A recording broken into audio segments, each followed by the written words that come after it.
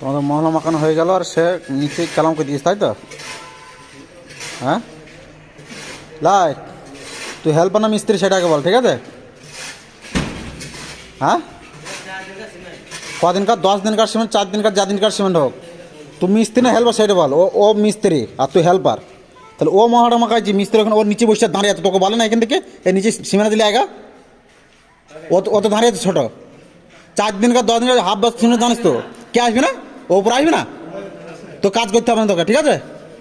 তো কাজ কর, মোটর চালাবে, যখন আসবি তখন বলে সিমেন্ট, খোলা সিমেন্টটা লিয়ে আয়। তুই এখন কী করতে চাইছিস?